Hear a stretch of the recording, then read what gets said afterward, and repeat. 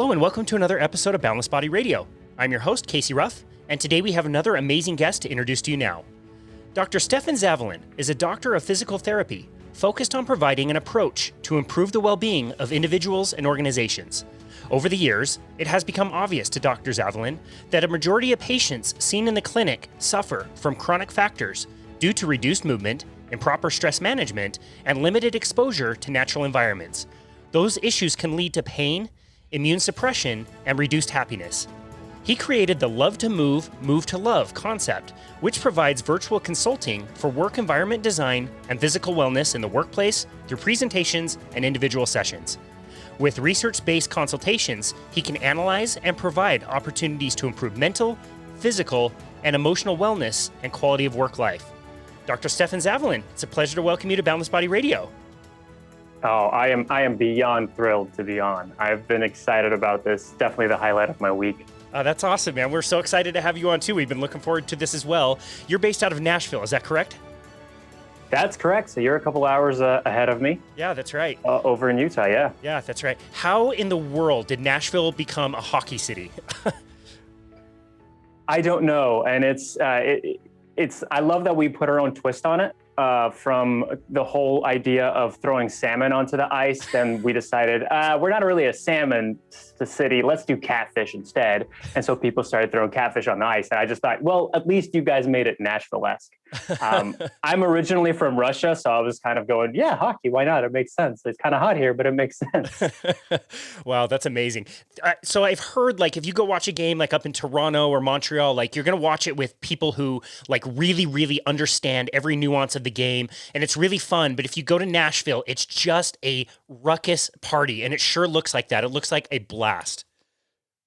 So this is also partially because of where the arena is located. It is located right on Broadway, which is the place to go if you're trying to go to all the bars and do crazy partying. So inevitably that culture is gonna sort of seep into the arena and into the people to a large degree. We've now become the bachelorette capital, I believe, and so there are a lot of bachelorette parties and there's all this craziness. And I think that's what's kind of affected it as well.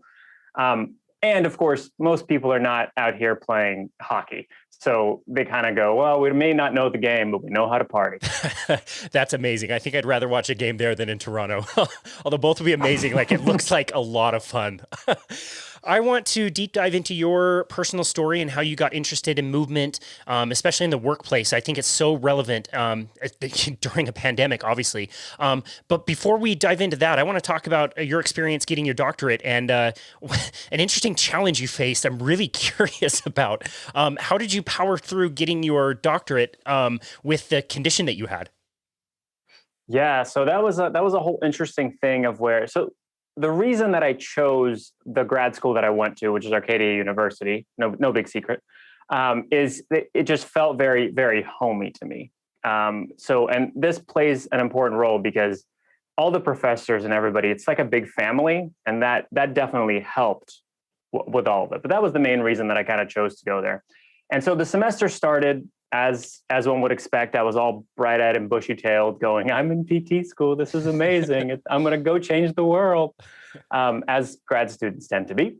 And started off great. I'm enthused with everything. And I've kind of had a little bit of a vision issue from birth. One of my optic nerves of my right eye, it didn't fully develop. So half of it is just dead. And that eye is kind of useless for all intents and purposes. Nothing's going to help it because it's the nerve. It's not the actual organ of the eye. So we tried when I was little and it never worked. And then later we found out, oh, this is why you can't really do anything. So glasses and everything don't help. So I have my other eye. It works great. I wore contacts. Fantastic. And so at one point I realized, I'm getting a little bit light sensitive. And the contacts that I wore, they were kind of hard. So getting my eye scratched here or there a couple times a year, it happened. No big deal. Eyes heal really fast. I said, I'll be fine. I'll get over it. And then a week goes by and I'm going, I'm still really light sensitive. It's not going away. It's kind of hurting. So I decided, I'm going to go to the doctor.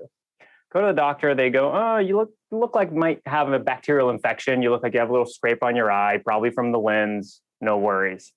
Go, great. Antibiotic. Week later, nothing changed. I go back, I'm like, what's the deal? And they're like, well, we misdiagnosed you. It was actually a virus. I go, oh, okay. They're like, it's no problem. Very common virus. It's basically like a cold sore on your eye, effectively. And so here's another medication. You'll be fine. Wow. Several weeks down the road of that, I go, okay, guys, it's not getting better. So what is it? They're like, oh, it's okay. And at this point, I'm like in the classroom. It's a darkened classroom overall, but I'm sitting there in sunglasses, looking at the screen, barely able to look at it. That's how light sensitive I am. Wow. It's hard for me to drive. I'm having my friends kind of try to drive me places and pick me up, my classmates, because this is up in Philadelphia. So it's not like I'm around home to where I know people. It's just my classmates, which brings in that family component of where everybody was very close-knit and wonderful. And then they say, well, let's just dump a bunch of steroids in there. We'll just up your steroid dose and you can just decrease the inflammation, which may be a metaphor for our entire medical system to some degree. But that's essentially what they did. And I was going, hey, I feel better. This feels great. I'm getting back to my own life. And this is where we're getting, remember, this is first semester, to that point of around Christmas time. And so I head back home for Christmas and the holidays. I see yet another couple of doctors here. All of them say, yep, virus, very common, no worries. The problematic thing that they kept saying is, it gets better in a couple weeks. And I'm like, it's been a couple months. What's not lining up here? I don't understand. But things felt relatively okay because I was just dumping the steroid in over and over and over. And then finally in January, it had enough. And the steroids were not helping. And I was completely, basically in misery. And it was a specific day. My dad found some doctor up in Philadelphia because I'd returned back there. And they were a big clinic. And I had a classmate drive me. And I specifically remember it because it had snowed. So classes were canceled, but it didn't snow so bad that we couldn't drive. It was one of those beautiful days of where you could still go out and do it. So basically got a day off school. And I spent it at a doctor's office. I think, and props to this guy, I probably send him a little message at least once a year, just be like, hey, thank you for that one time that you drove me over there. Because he sat at the doctor's office with me for about like 6 hours. Wow. And at this point, he knew me for 3-4 months, maybe. Wow. And they basically said, hey, this is not a virus. This is a parasite that commonly presents like this virus. And I got it for tap water. Usually our tears kill it, but because I had the contact that covered the cut, the tears couldn't get to it. And so it healed over by the time I took my contact out. And so then we were doing all this other stuff and it wasn't helping. And the steroids just allowed it to grow and grow and grow and just multiply. And that started just this huge cascade. So that was the point where they said, listen, we know you're in school, but this is not going away in a week or two. This is a hard one. And I was like, oh, okay, well, let's see. I didn't know what I was in for, but it ended up going through, to make a long story short, about 5 different surgeries. I had to put diluted bleach effectively into my eye to try to kill off the parasite. What? And this medication, so it's diluted bleach every hour. And there were 3 different medications of it. And when I say every hour, I do mean every single hour, 24 hours. What? Sleep? And you just had, yes. Yeah. You just had Kevin on who was talking about the importance of sleep a little while back. And so the most I could get was 45 minutes because the drops needed to be spaced 5 minutes apart. So I needed 15 minutes for the drops. And I would wake up and I had alarms every hour throughout the night for about a month and a half. Oh. That day when the doctor said, at night you can now go to 2 hours, I just cried in the office. I was like, you don't understand. I'm so happy I can sleep. So needless to say, I took the rest of that year and everything off of school and finally came back and joined in with the class below us, which was great because my friends became my TAs and that was all wonderful. I wasn't as intimidated by them. I knew them all very well. But it eventually, with all of the surgeries and everything, even though my vision returned for about a year or so, there started to be more nerve damage. And how interestingly it happened, all of this was happening in my one good eye. I should have probably mentioned at the beginning, but the nerve got damaged in that eye as well, which then basically rendered me legally blind. Wow. But I was able to finish off the school and everything like that, which was beautiful because a lot of physical therapy is manual therapy, and that's what I focused on as well. And that's more hands-on. So in a lot of ways, I didn't have to rely on my eyes, and that made it easier and even better for me Wow. in some respects. That's So crazy. that was a crazy fun story. Yeah. Wow. So you really, really, really wanted that doctorate to go through all of that and want to go back to school to get that. That's crazy. What a story. Yeah. Wow. I understand you got into movement after doing a music major. Were you a fellow bass player, I believe? Yes, I was. Nice. Actually, the story of all that is also very interesting because it's life sometimes happens in cycles, and we only realize when we get to the next part. When I was in sixth grade, I decided to join orchestra because I no longer wanted to be in gym, of all things. And if you played in the orchestra, you didn't have to go to gym. I just thought gym was very boring. I liked sports, but I hated our gym class. And so then I got into music, and I wanted to play the violin initially, but they needed a bass player, so I played bass. And then I loved it. And all through high school, it deteriorated for me. I played more music, and I moved less and exercised less, and I got overweight. And there was a whole cascade of things of kind of that shame you're going through high school with all the teenagers and puberty and all that stuff. And so I said, who needs all that? I'm just going to be a bass player and a musician. I don't have to work out and do anything like that. And then slowly but surely around senior year, my parents were really pushing on me to try to get into shape. And that's kind of what started me finding out about working out at the gym and all these kinds of things besides just playing sports, and how I need to support my health and well-being.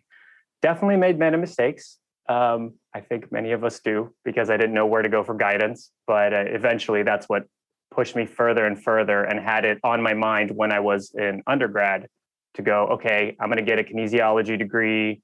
What do I do with that? Oh, PT school. And there you go. Slowly but surely made my way there. Gotcha. What is physical therapy school like? So it's a job. I am honestly impressed with people that can work a full-time job and go to PT school, because we had lectures 9 to 5.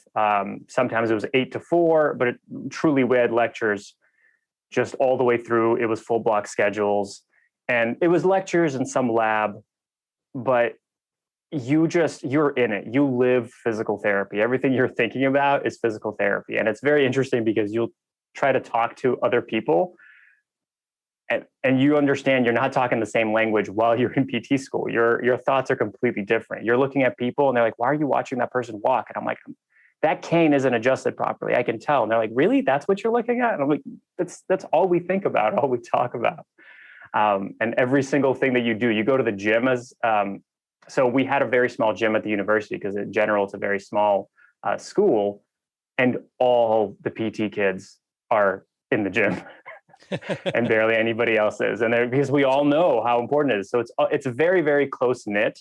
And interestingly enough, more women than men. It's usually about a 2-to-1 ratio. But because it's small, our class was actually very big with 60 people. But usually they're small classes. So you get to know each other very, very well. And you're constantly talking about biomechanics, exercise science, and all those kinds of things. So PT school, it's great if you want to nerd out, but it is essentially a job. Gotcha. It sounds pretty involved. What kinds of techniques do you end up learning? Like, what are some of the more important things that you do with people when you see them? Sure.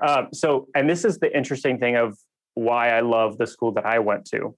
So our school prepared us to be good physical therapists. There are some schools that prepare you to pass the boards, which it's kind of almost a catch-22. You can't be a physical therapist unless you pass the boards. But passing the boards literally means learning from a textbook and just answering multiple choice questions from a textbook, which that doesn't make you a good physical therapist. There's some argument that might make you a very good doctor because of the amount of decision making that they need to do. It's a good model for that. But for a physical therapist who really has to have hands-on doing manual techniques and things like that, this is what the school concentrated on more. At the end, they actually told us, they're like, we didn't train you for the boards. So now you have to go study for the boards separately. Wow. Which made us go, what did we pay for? But when the beauty was that once we got out into the clinics, we went, oh, we're steps ahead of other students because they've trained us to be physical therapists as opposed to just passing the boards. And I'm not saying all schools do that. Usually there's a combination, but it's just, this is what this school was centered around. And you learned a lot of different techniques, but what they focused on is a lot of a manual, which basically means that's your kind of like the massage therapy, the joint mobilizations, kind of if you want to think about what a chiropractor does, except that we don't do the kind of the snap, the manipulation is what they call it. We are legally not allowed to call them manipulations. So there's a way to get around it.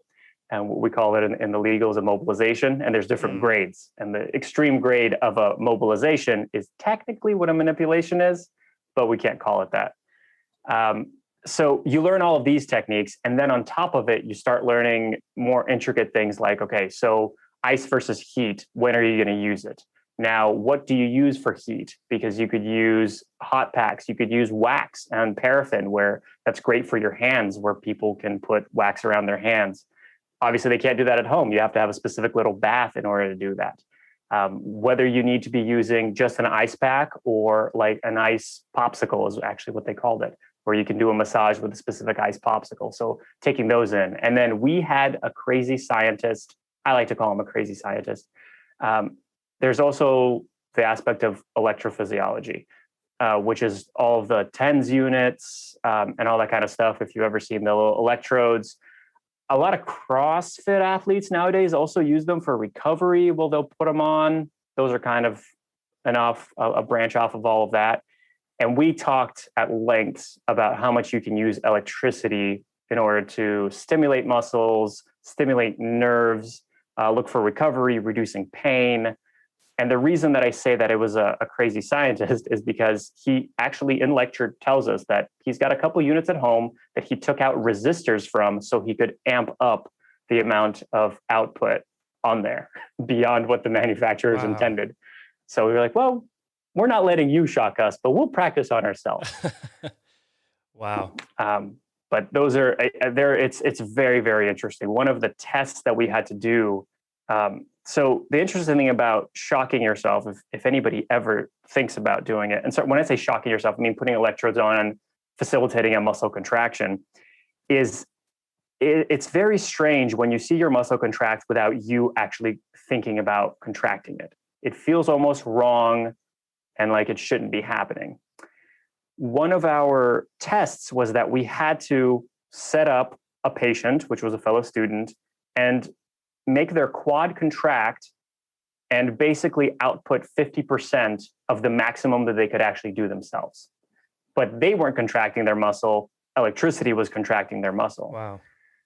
So we weren't really torquing anything too extreme. It was 50% of what they could actually do. So the forces were perfectly fine. But when you have it done to you and you're not controlling it, it feels like the muscle is just going to tear off of your leg. And it's a very interesting and experience overall. Wow. Sounds crazy. But, yeah. Wow. So those are a slew of things that we learned in PT school. Interesting. So you mentioned the difference between like a good physical therapist and, I would assume somebody who's not good. I had an experience when I got injured, broke my collarbone and my wrist, back in high school, and I did physical therapy, but it didn't take very many sessions to realize like, maybe this is working, maybe it isn't, but I'm just coming in and doing the same thing this whole time. So I kind of got bored of it. Like I know my insurance paid for like 12 sessions or whatever they paid for, and I kind of had to go, but I didn't feel like it really did that much. In your opinion, what is the difference between a good physical therapist and a not so good physical therapist? Man, there's so many things to unbox there. I think the one if I had to name one thing, it would be goal oriented. What I mean by that is, so a patient comes in, so you came in and I would go, what do you want to be able to do? What are your goals for your collarbone and whatever else? What are you trying to get back to?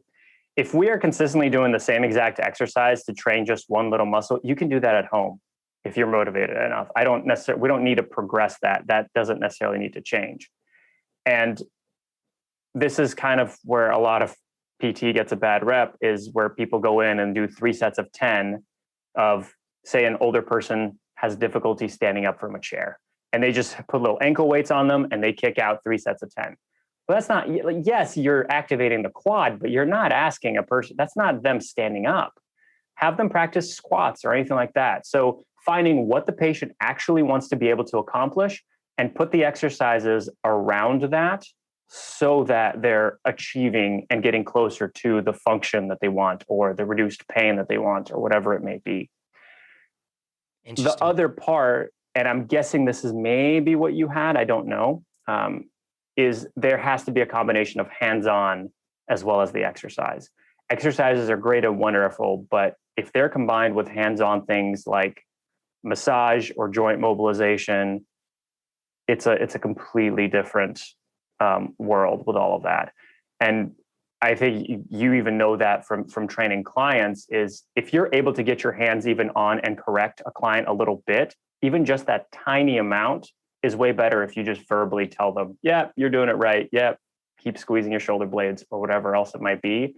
So the hands-on approach, I think sometimes is lacking when I went to physical therapy at one point and my physical therapist just kept on, she was on her computer and she would just say, yeah, just keep going. Yeah, you're doing that right. And there wasn't really a lot of back and forth. So goal-oriented and hands-on. Wow. What a novel concept, actually asking the person what they want and then listening. That's crazy. Yeah, right. It's a very novel concept. We shouldn't even have to talk about that. It's so funny. So I'm sure that when you first started, I'll bet you it was pretty quick that you started to notice general patterns. You maybe wouldn't see the same thing over and over, and people had different goals. But I would imagine, taking a 30,000 foot view, you probably saw the same patterns. And I would love to know, like, what kind of patterns you saw more often than not. Sure. Undoubtedly, the most that I saw is back pain and neck pain. And so I actually started off in a skilled nursing facility. It's a long-term care facility and a skilled nursing facility. For those that don't know, effectively, if you had a knee replacement and there is absolutely no way that you're going to be able to get back into your home or whatever it might be, you go there for your rehabilitation so that we can get you good enough so you can safely go back home. Long-term care facility is basically like a nursing home, if you want to think about that. They also had it. So I was working with a lot of very, very sick people with a lot of different comorbidities. And then I transitioned more into an outpatient setting, which is where everyday people just coming into the clinic, kind of like you were, anything like that. So with that in mind, the everyday, it's neck and back pain over pretty much everything else. Sure, you have your athletes that might have an ACL or you have your people that have hip pain and sciatica, but so much of sciatica is coming also from the back. And it's just, people just aren't moving. I had one patient the entire time, and a golden patient. He came in and he said, so nothing is wrong with me, but I want to make sure that I will maintain my kind of agility, flexibility, and mobility. Can you please work with me and make sure that I have all the right movements and exercises to be able to support myself and my health? One time that I never had a patient like that afterwards. Most people, you had to almost sell on the fact that, yes, this is what we're going to do. This is what's going to help you. Shoulders are an interesting one as well. Definitely a lot of people have issues with shoulders, and I don't think they paid enough attention to it because they kind of go, it still works. Maybe it clicks a little bit here or there, but it doesn't necessarily cause me as much pain. But most of it is we're not moving. And then when we move and we hurt, we're surprised. So, and I love using the expression, we excel at what we practice. So I had one guy who was shoveling, right? And then he tore his labrum shoveling. If you don't practice shoveling and you sit at a computer all day, you might injure yourself if all of a sudden after years and years of not doing it, you're going to do something that's so extreme. Yeah, that's a great point. It's so interesting how the human body will adapt to whatever conditions we provide it. And it's actually almost like a protective mechanism in that environment. But once you change the environment, like you said, that's where we open ourselves up to be prone to other injuries. Is that the way you see it? Yes, absolutely. One of the things that, and we'll probably get more into it, I like to just divide movements very simply into forwards, backwards, side to side, and twisting. Because really, if you look at any joint, that's essentially, you could put it into those three categories. But every time I talk about it, I go, but think about twisting. twisting we sometimes use as an injury thing because we injure ourselves so much with twisting just because we don't do it often. And even most exercises are usually done forwards, backwards, or side to side. It's rare that we actually do a whole lot of twisting with them. I don't know if this is accurate, but I remember hearing something like 85% of all like soccer injuries are due to twisting. Does that sound about right? That sounds about right. Yeah. So much of knee and ACL stuff is because somebody planted their foot and then they twisted around that planted foot, and then it just didn't hold. They didn't have the strength of the hips. There was just too much torque because somebody else hit them, whatever it may be. Wow. So I believe it was Dr. James Levine back in 2014 made the claim that sitting is the new smoking or something like that. And it was really sensationalized, and it brought to the consciousness to a lot of people of the harms of sitting. And I don't know if he was paid by Fitbit or not, but that kind of launched the step tracking movement. And, for better or worse, I think it helped a lot of people be a lot more aware of that. Do you see sitting as akin to smoking? Is that kind of sensationalized? How do you see prolonged sitting? It's one that I like to use. It's definitely an attention grabber. But my only worry with it is that when we say sitting is the new smoking, smoking really does impact your lungs. Not that sitting doesn't, because sitting in a poor hunched over posture does affect your airflow. But I think it takes this habit of, well, how in the world do I not sit?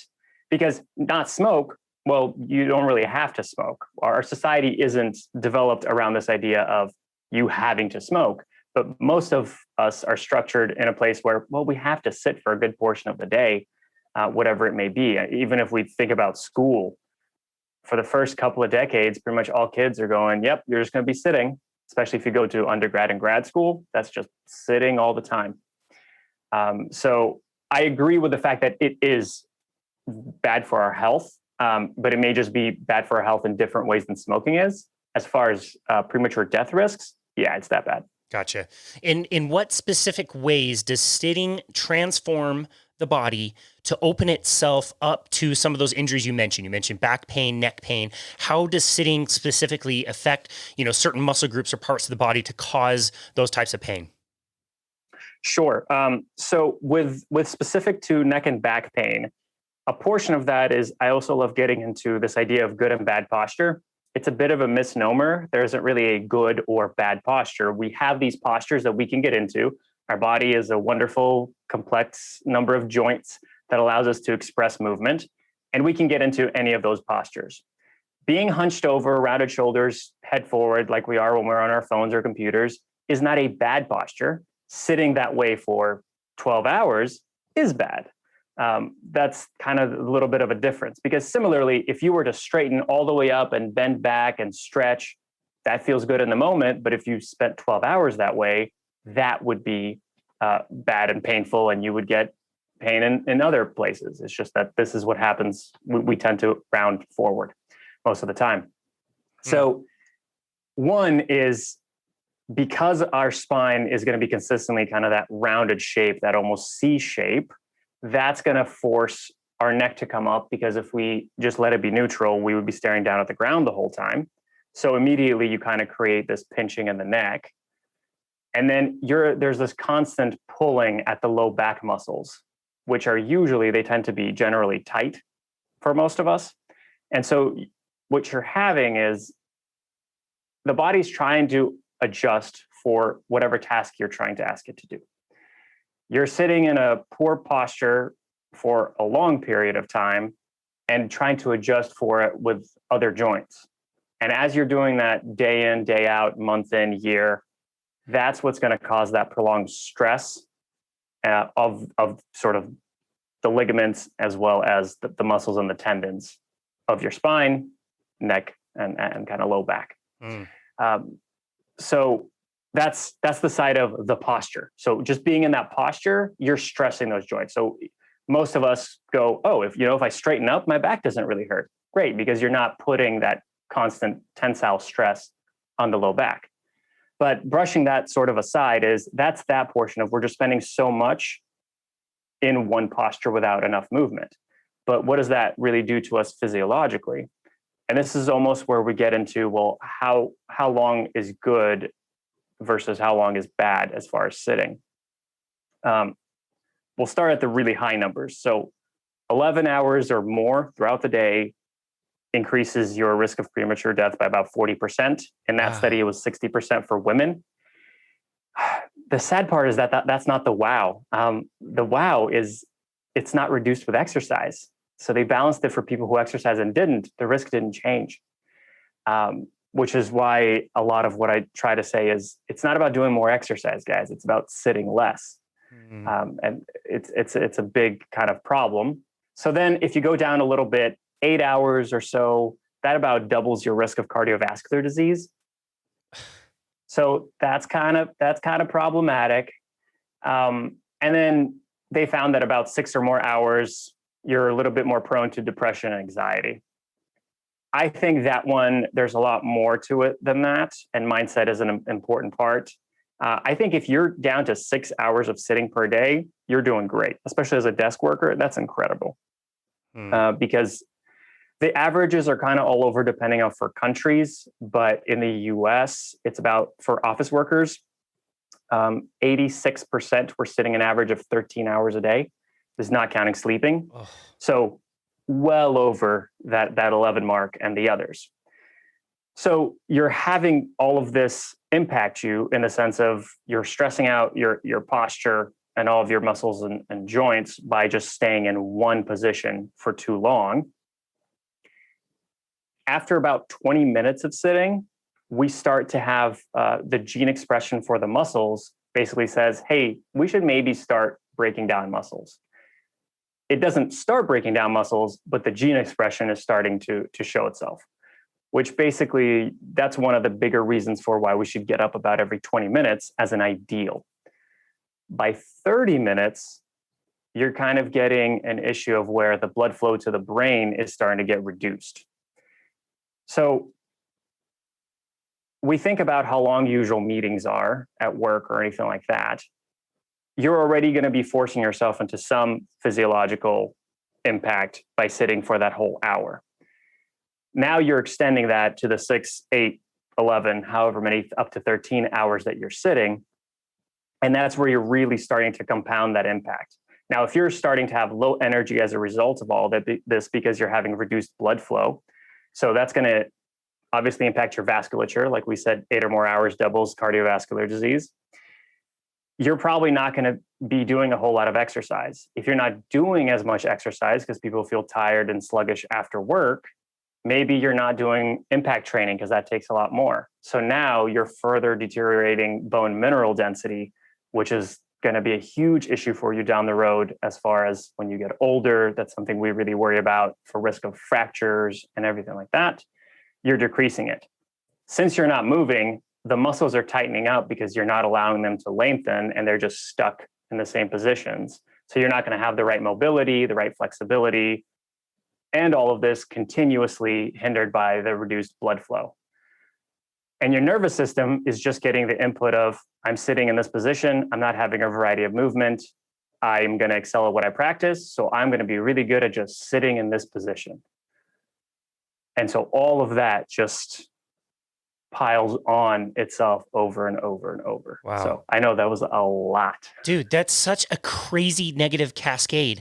It makes perfect sense. Like, how would that not impact every system in your body? I mean, just the depression, anxiety piece that you mentioned, I think about if you're sitting that long, it just automatically tells you you're probably not sitting outside. You're probably inside, which means even if you're sitting by a window, you're not getting the full spectrum of sunlight. You're not getting fresh air. It's like we said in the intro, like natural environments. Think how much pleasure and joy you derive from being outside in nature and all the things that are happening and the smells and the fresh air and the birds and all this stuff you're missing out on. That's crazy. No wonder people would feel depressed and anxious in that state. Absolutely. There's a phrase that I liked as I was starting out on this, because so the reason that I kind of got into this portion of it is exactly what you're saying, is that patients would come in and they would say, hey, my neck hurts. And I go, okay, I can do some joint mobilizations for that. I've got some exercises for your posture here. Wonderful. They felt better in 4 weeks and they go. They come back a year later and they go, it's the same thing. And I go, well, are you doing your exercises? And they're like, well, not really. I'm like, well, have you tried them? And they're like, yeah, it feels better if I do them, but it still hurts.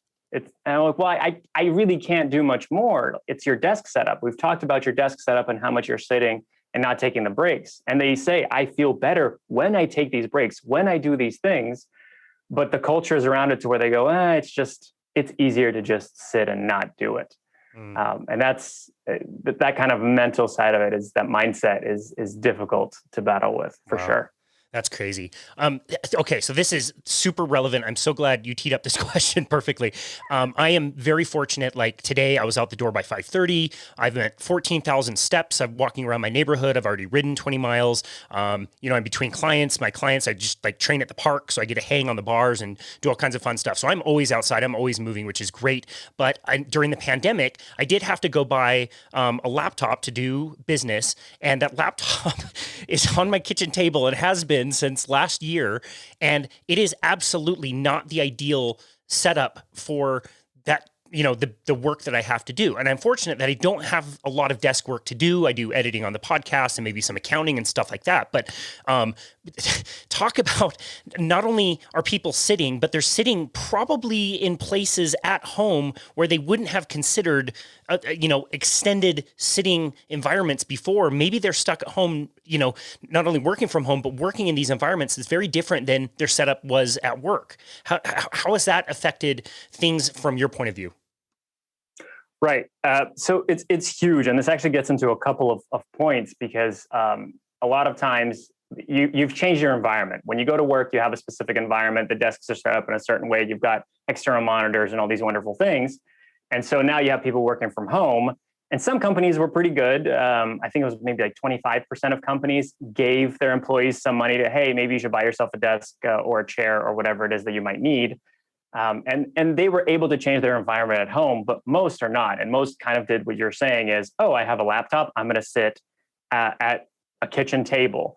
Laptops are, I don't want to call them the enemy, because I have one. I don't really use it, but I have one. They're just not designed for us to work on for a prolonged period of time, because they force you into being completely hunched over. Or if you elevate it all the way up, then the keyboard is way up there and you're doing T-Rex arms, which is going to do all sorts of fun stuff to your wrist and elbow as far as carpal tunnel, and then shoulder impingement and all that. So they're not really designed for that. They're just designed for the mobility of, I'm going to work a little bit here and a little bit there. But it's kind of what I said earlier of, it's prolonged posture. So if you do something like that for 20, 30 minutes, maybe even an hour, that's fine. It's more if you're doing it for 10 hours every single day for a year, then you're probably going to see some issues with it. And so also people are sitting in chairs that are maybe not as adjusted. They're sitting in a bar stool and they're completely hunched over, perching on it, and they're just not quite moving enough. The other huge thing is that we no longer commute. So you don't have this ability of, okay, so I'm going to walk out to my car, I'm going to park, I'm going to walk out of the parking lot here. I'm probably going to walk around during lunch because I need to go out and grab something. People are stuck at home. They're not getting the 14,000 steps that you're lucky enough to get. That's awesome. So it's changing it to where we don't have the environment that's adapted for us. Now, a lot of what I try to do is also that we need to consider is the culture around it. And I kind of mentioned culture before, but I really mean work culture in this case. Does your team, does your company, do they try to help sort of facilitate these kinds of movements? Because it's really difficult. You have a lot of internal motivation. You're riding around, you're running around, you're hanging. Nobody is yelling at you to tell you to do that. You tell yourself to do it, and you know how great you feel when you do it. So many of us don't have that. We maybe can get it once we start and once we're actually feeling it, but to get people to start, it usually takes something more. And so most people need some sort of a reliant support group or anything like that, which our workplace really isn't. Because if you're the oddball that's standing on a Zoom call, everybody thinks you're weird. And why is that weird? That's great if you're standing on a Zoom call. You should. I'm not going to get too much into it. We can talk more about it because I love talking about it, but how much our culture talks about sitting, because we even go, hey, come on in and grab a seat. We're going to get started once you sit down. It's all, let's sit. Don't just stand around, get to work. Like, why? Why is the culture so just focused in on sit, sit, sit, and not as much about the movement side of things? So I think that's the biggest ways, is that people are not quite set up at home. They don't have the environment for that kind of computer work unless they have a set up specific office. And then the cultural support is not there from the workplace. Wow. I think something as simple as doing like walking meetings. Well, my favorite manager, we'd have our, weekly meeting. He'd take us outside. We'd get out of the building. We'd go walk around a park, and we could talk about anything that we would have been talking about inside. We did it outside. It was great. I really cherished those times. And I feel like my brain was more active and more alive, and I took more information out of those conversations than I would have being stuck in an office. What other ways can people be creative about mixing in more movement in a day where, like you said earlier, like you have to work. You got to sit at some point. I know standing desks can be helpful. What other ways can people be thinking about adding more movement into something that they really have to do?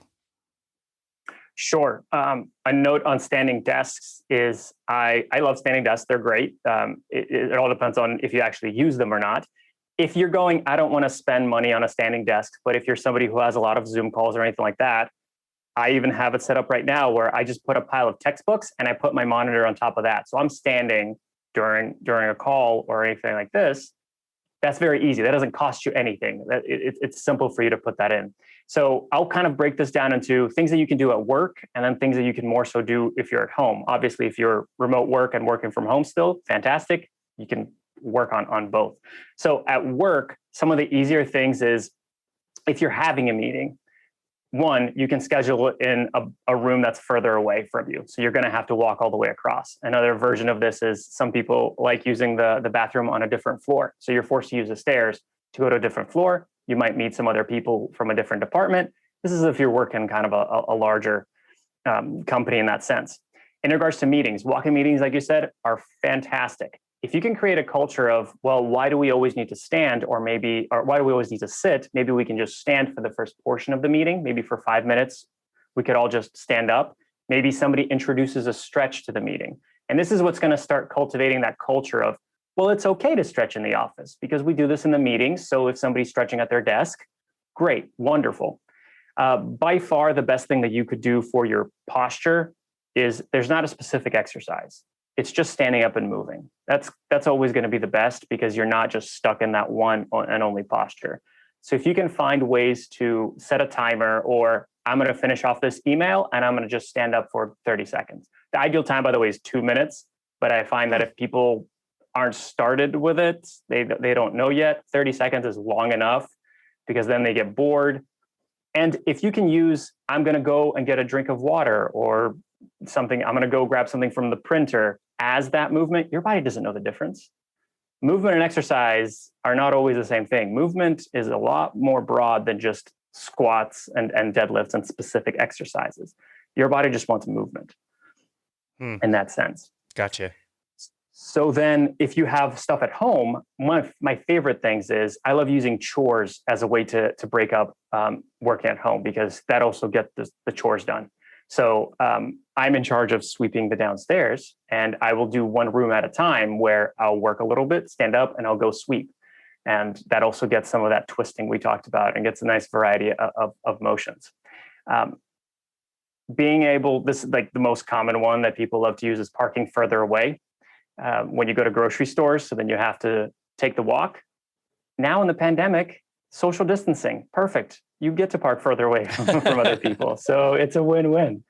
You can use it in both ways, depending on how you do it. Yeah, dude, I'm so glad you brought up the parking lot thing. When we were doing a lot of those step challenges, I just decided one day that would be a great way for me to accumulate a few extra steps. Like Costco, that's an easy way to get 1,000 steps at least. Mm-hmm.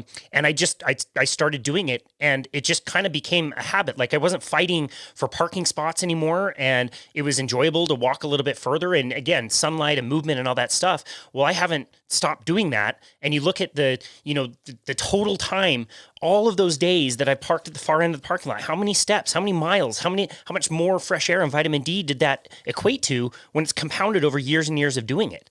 Let's start this movement of like, let's fill up the back end of the parking lot, give the front of the parking lot to anyone who just wants to, get on their little jazzy and ride around. Like, I think that's a great idea. Those are all really awesome and practical tips. And I know you said you don't have any like one specific thing for everybody, and everybody can move a little bit differently, but I'm curious to hear, do you have in general some of your favorite either ways to move or exercises or stretches that really could benefit most people, knowing that obviously they can do all kinds of different stuff, but any that you find to be some of your favorites?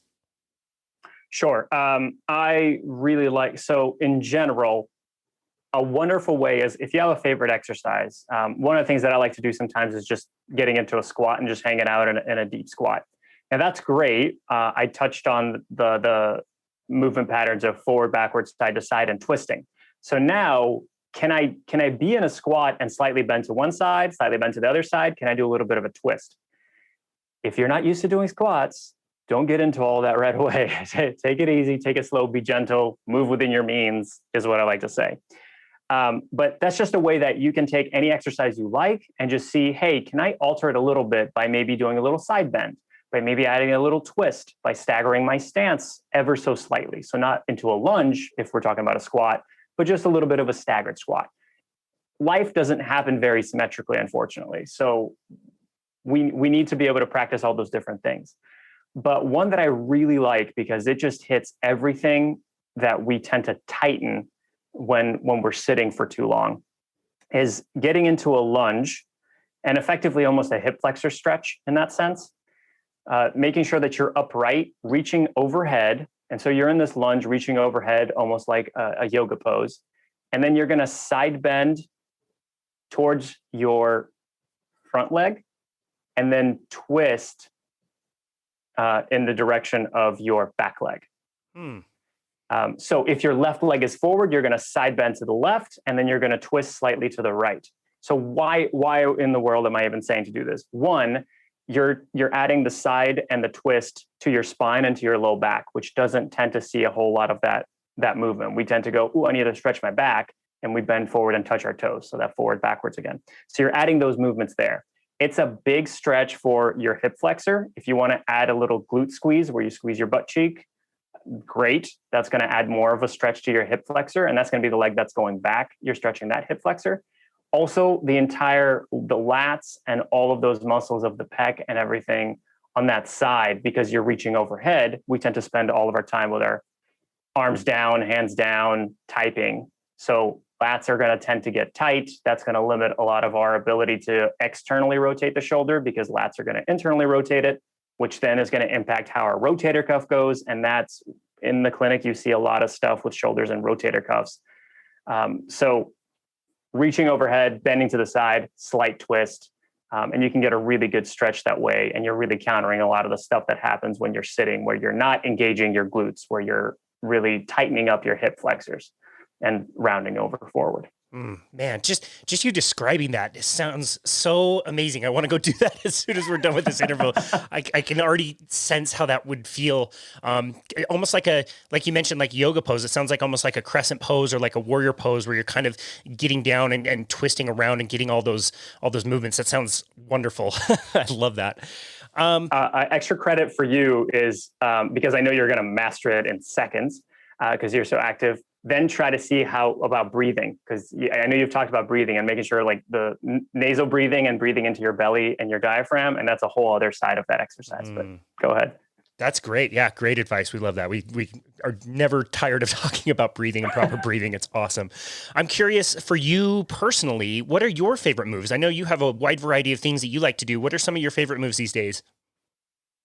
So variety is exactly the key. I love a good variety. My general workout split is, because I don't want to have too much structure, but some structure to a degree, is that I usually do kind of a leg day and then push and a pull day, which is usually upper body. So this way I can experiment. If I find a really interesting exercise, great, I'm going to implement it into one of those kind of categories. But leg day could look like squats or like lunges. It could also look like sprints because that's going to have that same impact. So I have a lot that I like to do around big compound movements in general. Ever since COVID started, I kind of stopped going to the gym. And so I work out at home. I got a kettlebell for my birthday, which has been fantastic. Nice. And there's so much you could do with that. I've had a pair of gymnastics rings because in undergrad, I actually joined a gymnastics troupe, and gymnastics rings, you can do everything upper body pretty much there that you would need to. And what I love about gymnastics rings is they don't let you cheat. If you're weak in a certain position or anything, they let you know. You can't really power through a lot of that stuff. And then I was walking around the neighborhood and somebody was throwing out it wasn't a full-on barbell, but it was this little barbell with some weight. So I've gathered that. And so what I do is a lot of times I take these movements of a squat or a lunge and I go, okay, how can I alter this to add a little bit of instability to it? So maybe a little bit of a side bend. And I usually will always, if it's a new one, I try it without weight first. Because if I load it up and then I try to do like a side bend lunge or something like that, I'm probably going to hurt myself. So please, if you're listening, don't go out there and do a whole lot of that. But so I do that for the majority of my strengthening things. And then I love just general walks. Most days I wake up in the morning and I just walk right out the front door, and just to make sure that I'm outside first thing in the morning. We talked about the fresh air, the sun is just so important. And I feel like it's almost meditative. So it gets me thinking about the day, all the things that I might need to do, as opposed to just staring at my phone. The rule is I don't look at my phone for the first hour of the day. So then I only look at it for my alarm. That's about it. Wow. Man, I love that. Yeah. That's and then great. exploring movement. Yeah. So if there's any kind of like lizard crawls, bear crawls, handstands, because of my gymnastic stuff, that just kind of finds its way in when I go, ooh, I'm bored, I want to throw in a new exercise. Absolutely. That's variety. That's great. It's so practical, using what you have available and what's available in your neighborhood, and so simple. Yet you just gain so much from all of that. I really love that. I'm curious about the love to move to love concept. When did you start to formulate that, and what were you hoping to achieve with that? Sure. So I was starting to think of and putting kind of all of this together November of last year, of where it was really just starting to get to me, this idea of, hey, people are coming back in, they have the same issue. We talk a lot in medicine, and this is all of healthcare, is that preventative medicine is the best form. If we can get to it before any kind of disease or anything starts, even preventing the flu is easier than curing the flu. But we're not implementing things correctly. We're all sitting too much. We're in these environments that aren't good for our physiology. And so I was starting to have this idea of, how in the world do I try to help people and do it more preventatively before they even have to come in and see a physical therapist and they get into pain. And I was starting making this concept, and then Christmas, I got COVID, and everybody's had a different response. I had some heart pain as a result of it. And Actually my cardiovascular system really went down to where I really tolerated maybe 15 minutes of walking at any given point. And then I was like, I have to sit down. One of the reasons I picked physical therapy is because I would be on my feet all the time. So I had to take more time off from the clinic, even after just the quarantine part, because my heart needed to recover. Wow. And it's fun. To me, I wasn't necessarily, maybe I'm crazy this way, but I wasn't scared. I was more going, ooh, I get to be a case study. I'm going to figure out what I can do. And so I was just constantly, every day was training. I actually did this with my eye as well. After some of my surgeries, I would ask the surgeons, can I exercise? And they go, no exercising, no lifting weights. I go, okay, well, can I stand up from a chair? They go, yeah. I'm like, all right, I'm going to go stand up from a chair 100 times. That'll work for me. So I've always found these little ways of how to make sure that I got my movement in. But once again, internal motivation, kind of how I said before, it's harder for people to get that. So I felt that people needed the education piece first, because a lot of people, once they've been a little bit more educated about it, they can see the patterns themselves. So setting up your desk, how is that going to look like? So since I had COVID and I had another month off work, I eventually said, I think I just need to go into this all the way. I don't think that going back to the clinic, it's just going to be the same old, and this needs to start now. It's maybe even already too late in the sense of so many people are already struggling and suffering as a result of inactivity. And so I just went in fully and started developing these kind of lectures and just evaluation tools of going, okay, let's talk about your setup. And as much as I like being the authority and want to be the go-to person of, hey, how do I fix my desk? Hey, what's going to be the best exercise if I'm tight in my low back? I also really want to make sure that people know how to do it themselves. So in that sense of, I think it was with on your episode with Alex, so he was saying having a little Alex, and it's that idea of okay, can I teach you to make sure that you uphold this, and so that the company upholds it as well. So the problem kept on happening is I would go to people, to employees, and I would go, hey, here's this great program. We can set up your desk. It's wonderful. And they go, yeah, that's great, but I don't think my employer is going to let me get up every 20 minutes and walk around for 2 minutes as the ideal. That's just, I don't see that happening. And I realized that there needs to be a shift to where we need to make this important for employers, and that finding all the research of productivity, of reduced sick leave, of how much it improves the bottom line is really where the battle is fought, because they're the ones that are going to be facilitating these movement breaks. And this is kind of where I make the difference between encouraging and facilitating. So an employer that encourages is the one that goes, standing is good for you, and we encourage you to stand and take breaks throughout your work. Facilitating is, we know that standing is good for you. We have given you 3 5-minute breaks throughout your morning where we want you to stand and take the time. Okay, that you've given the approval, and you're actually shifting that culture to being accepting of the movement, because you should know that it's going to be good for your bottom line. And that's where the education for the employers comes in, of telling them it improves productivity. It's going to be good if you get your people moving for you overall. And it's a big battle with corporate wellness and all of that, because everybody just wants to buy the problem away. So they want to buy a standing desk, buy ping pong tables, but then people don't know how to use them. It's kind of frowned upon maybe by some people if they see someone playing ping pong too much. So you don't have the culture around the movement. And so that's kind of where this whole approach is going and developed into. Dude, I think you're onto something with that. I totally agree that I guess I hadn't thought about this as much as you have, but the culture and the mindset shifts that need to happen inside a corporation versus just on the individual level. Like, yeah, you can impact somebody on the individual level, but without getting the entire company involved and on board, that's going to be really tough. So I think that's a great place to go and a great place to start. And I so much hope that your company sees all the success it deserves, because it's just so important and so needed. Man, this has been an awesome conversation. I've learned a lot. There's been a lot of really cool practical tips for people. If you had to distill down one simple tip for the listener that they could take away from this conversation, what would that be? So it was something that we didn't quite touch on as much, and it's rather simple. So the mindset shift, we've been talking about moving and how we need to move more. That's great. Really, the mindset shift should not be about moving more and exercising more. It's about finding those ways to sit less. So do those walking meetings, do those standing meetings, find the way to reduce that time without just doing more and more and more exercise, and finding ways that you can do your work and live your life with just sitting less. That's the biggest takeaway. Sit less. I love it. Man, awesome. Where can people go to find you and find your work? So you can go to the website, LTMMTL. That's the first letters of Love to Move, Move to Love portion of that.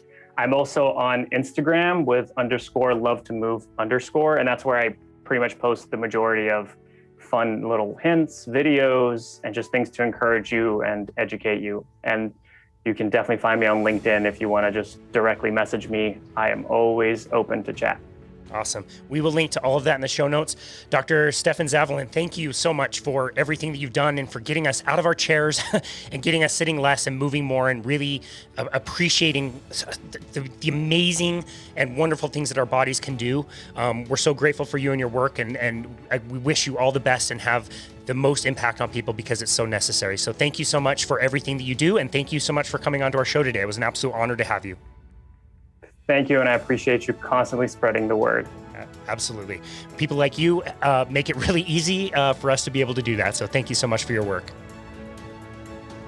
And this has been another episode of Boundless Body Radio.